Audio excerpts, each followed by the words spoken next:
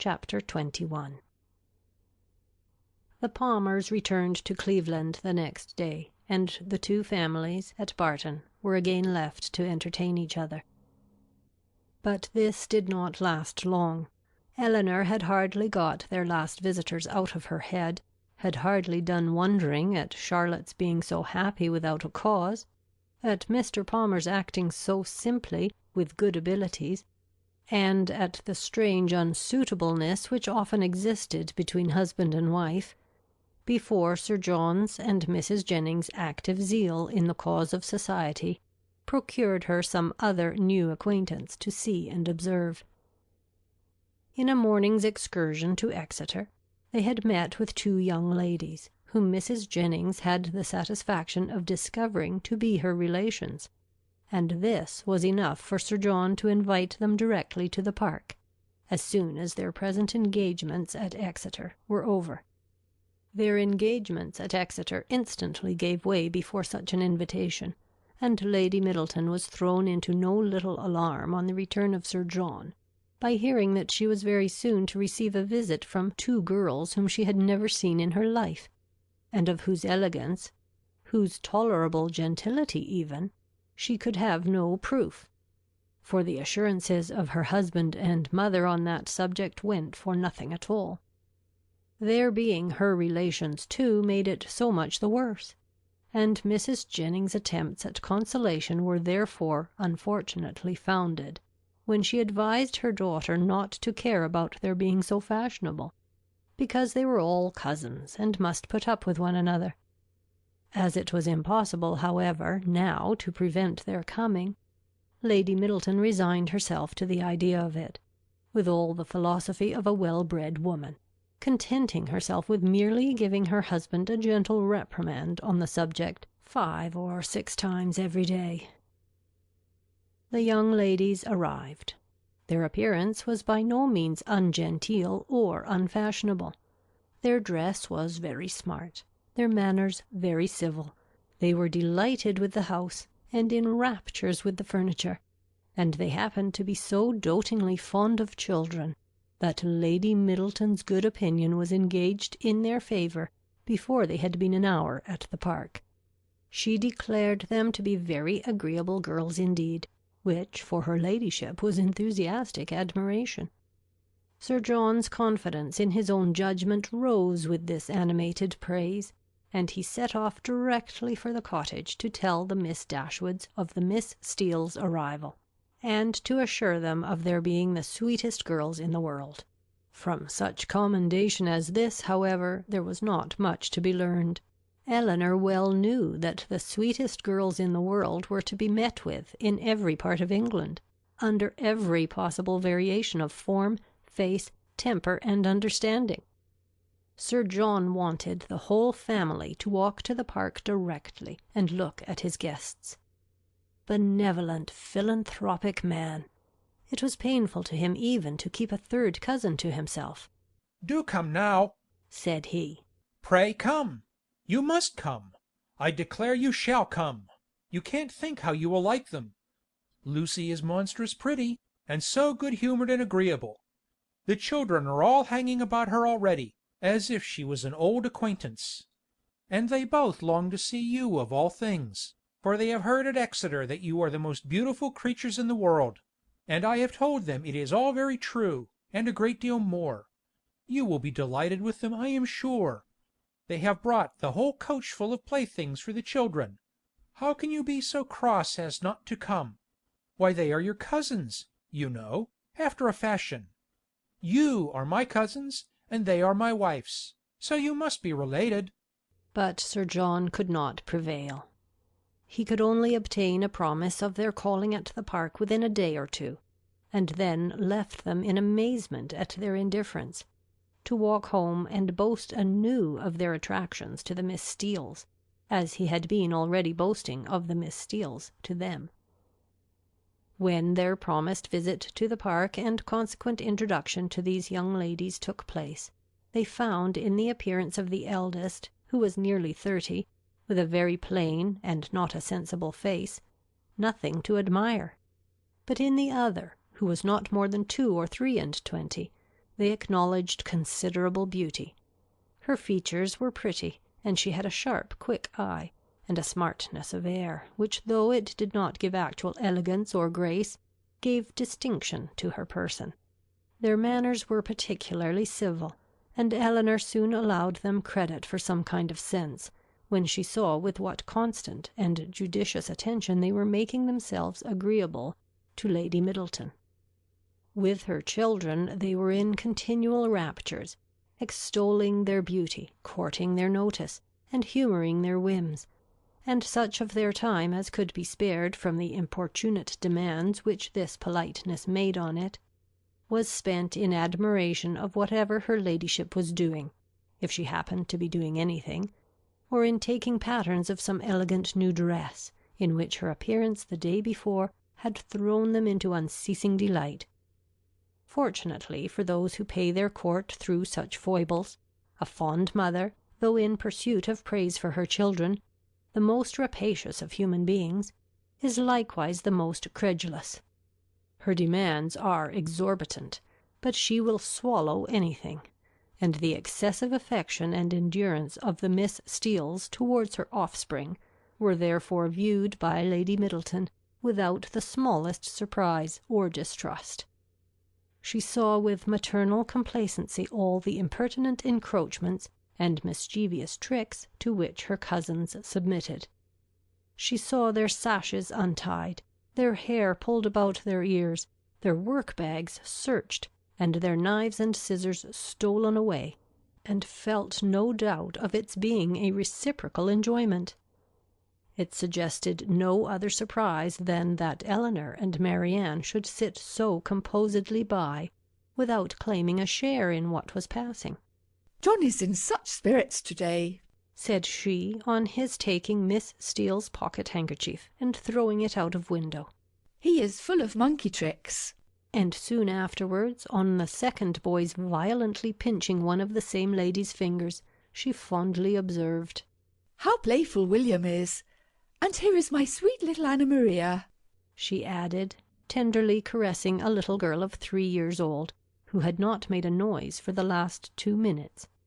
"And she is always so gentle and quiet. Never was there such a quiet little thing."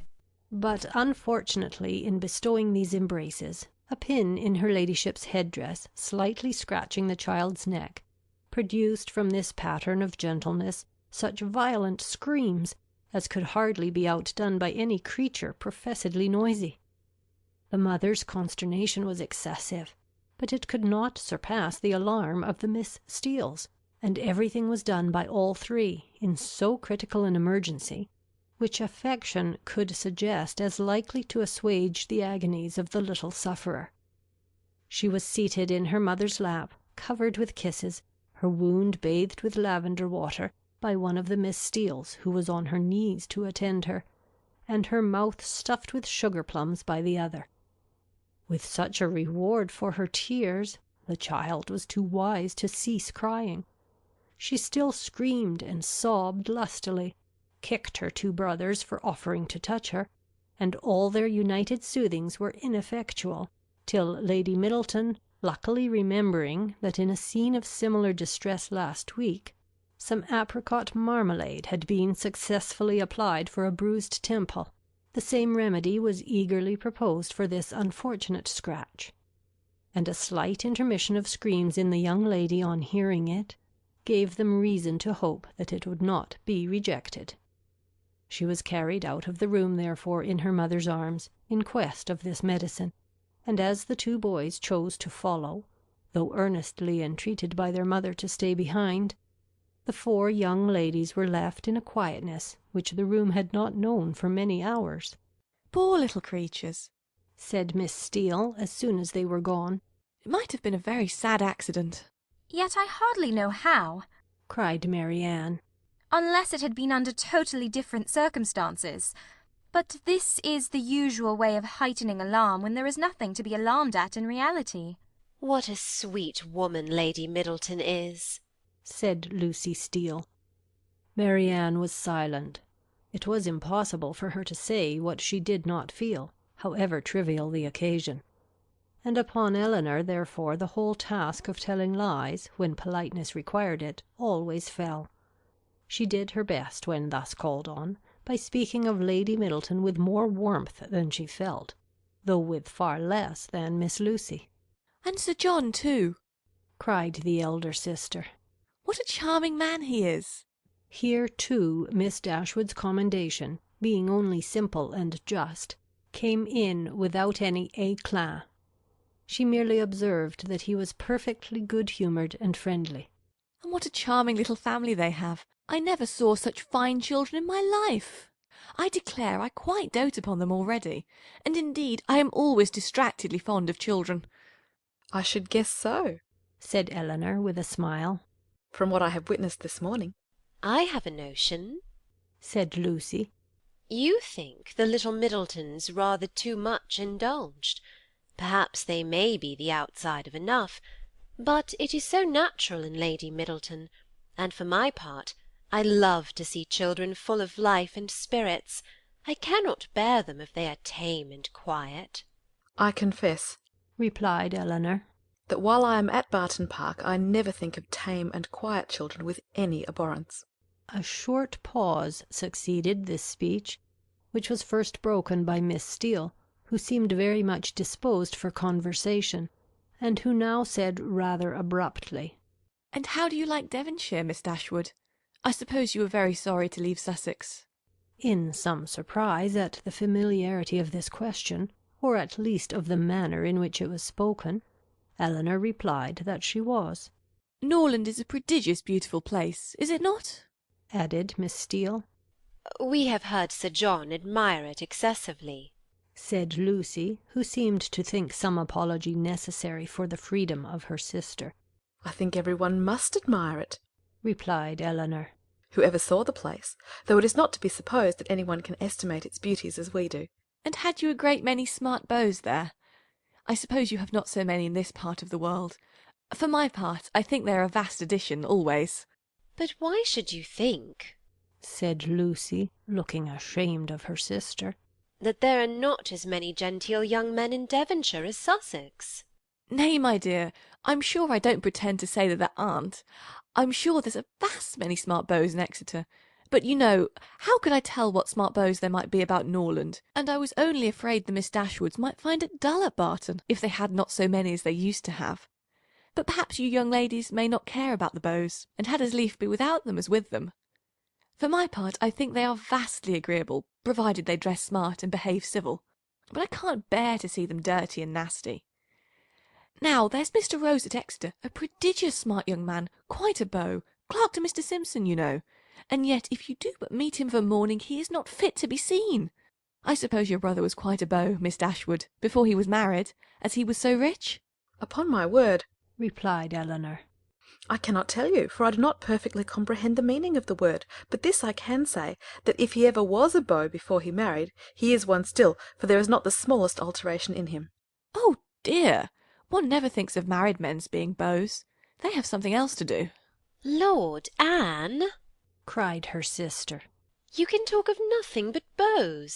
You will make Miss Dashwood believe you think of nothing else. And then, to turn the discourse, she began admiring the house and the furniture. This specimen of the Miss Steeles was enough. The vulgar freedom and folly of the eldest left her no recommendation, and as Elinor was not blinded by the beauty or the shrewd look of the youngest, to her want of real elegance and artlessness, she left the house without any wish of knowing them better. Not so the Miss Steeles.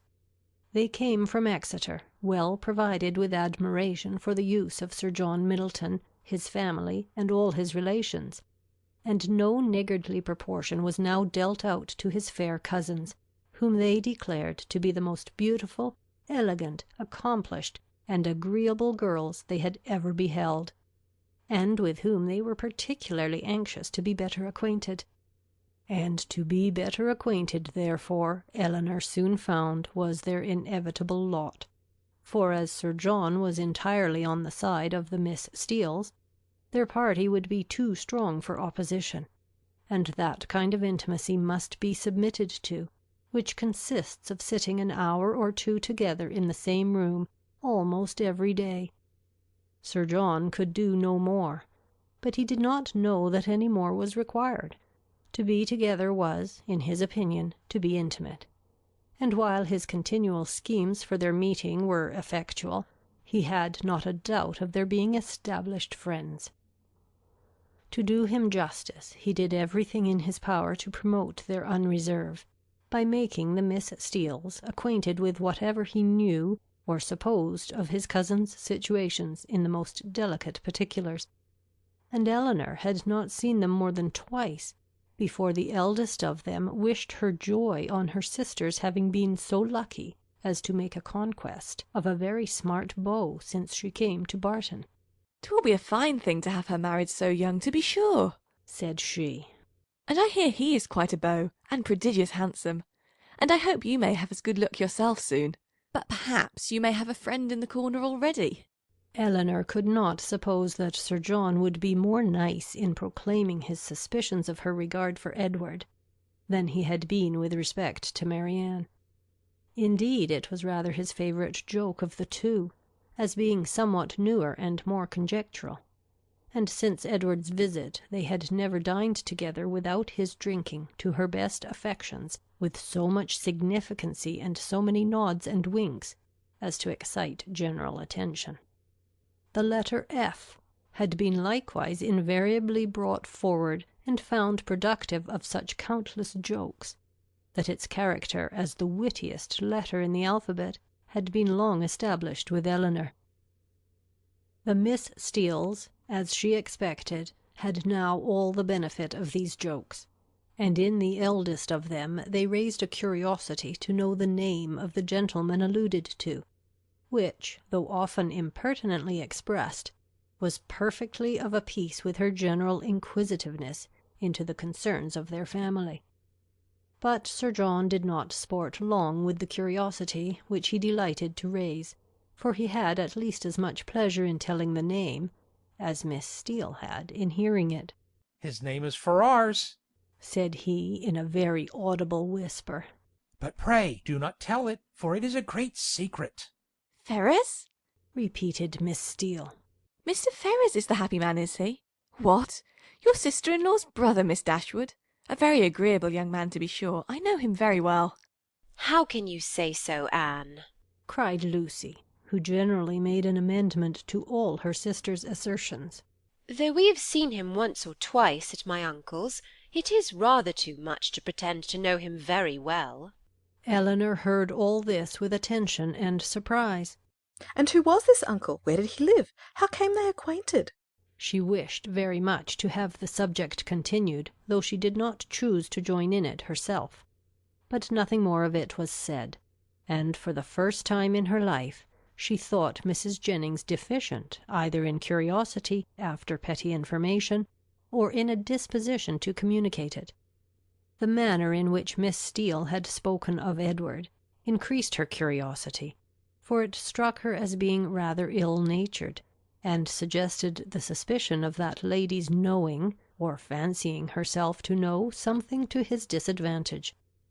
But her curiosity was unavailing, for no farther notice was taken of Mr. Ferrars's name by Miss Steele when alluded to, or even openly mentioned by Sir John.